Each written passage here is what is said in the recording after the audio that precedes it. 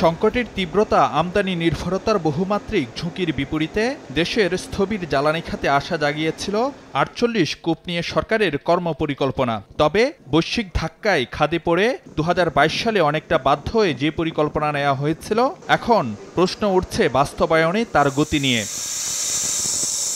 পরিকল্পনা অনুযায়ী ২ বছরে অন্তত ২৫টি কূপ খনন ও সংস্কারের কথা ছিল, অথচ কাজ সম্পন্ন হয়েছে কেবল ১৩টি কূপের। এসব কূপ থেকে পাওয়া যেতে পারে দৈনিক ১৬৩ মিলিয়ন ঘনফুট গ্যাস। যদিও পর্যাপ্ত অবকাঠামো আর ব্যবস্থাপনার অভাবে মাত্র ৫ কূপ থেকে দৈনিক ৪৫ মিলিয়ন ঘনফুট হারে জাতীয় গ্রিডে গ্যাস যুক্ত করা সম্ভব হয়েছে। অথচ পরিকল্পনা অনুযায়ী এগোতে পারলে এতদিনে দৈনিক সরবরাহ বাড়ানো যেত অন্তত ৩০০ মিলিয়ন ঘনফুট গ্যাস, অর্থাৎ লক্ষ্যমাত্রার বিপরীতে অর্জন মাত্র ১৫%। জ্বালানি খাতের অতি আবশ্যক এই কর্মসূচিতে কেন এত ধীরগতি? এক্ষেত্রে উন্নয়ন প্রকল্প প্রস্তাবনা বা ডিপিপি প্রণয়নে সময় ক্ষেপণের জন্য পাপেক্স পেট্রো বাংলার উপর দায় চাপালেন জ্বালানি প্রতিমন্ত্রী। নগদে ৫০০ টাকা বা তার বেশি পেমেন্টে পেতে পারেন ঢাকায় জমিসহ ২০ কোটি টাকার পুরস্কার। Inefficiency of our capacity. একটা প্রকল্প ডিপিপি বানাইতে নেয় যেখানে লাগে ১ মাস, সেখানে ৬ মাস।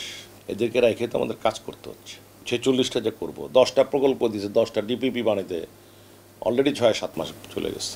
যদিও বিশেষজ্ঞরা মনে করেন কূপভিত্তিক আলাদা প্রস্তাবনার পরিবর্তে সমন্বিত ডিপিপির কৌশল নিলে সম্ভব হতো অহেতুক সময়ক্ষেপণ কাটানো।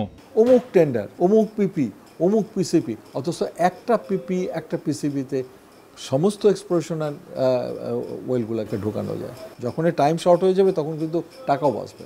সরকারের পরিকল্পনা ২০২৫ সালের মধ্যে ৪৮ কূপ খনন আর ওয়ার্ক ওভারের মাধ্যমে জাতীয় গ্রিডে ৬২০ মিলিয়ন ঘনফুট গ্যাস যুক্ত করা। কিন্তু কাজ যেভাবে এগোচ্ছে তাতে লক্ষ্যমাত্রা কতটা পূরণ হবে সামনে আসছে সে প্রশ্ন। সংকটের মধ্যে আশা জাগিয়েছিল গ্যাস কূপ অনুসন্ধান কার্যক্রম। তবে জ্বালানি বিভাগের আরও অনেক পরিকল্পনার মতো এই উদ্যোগও হোঁচট খেয়েছে অনেক ক্ষেত্রে। সেক্ষেত্রে আগামীতে বড় ধরনের ধাক্কা থেকে জ্বালানি খাতকে সুরক্ষায় অনুসন্ধান কাজে গতিশীলতা নিশ্চিতের তাগিদ দিচ্ছেন বিশেষজ্ঞরা। ফারুক ভিয়া, রবিন, সময় সংবাদ, শাহবাজপুর গ্যাস ক্ষেত্র, ভোলা।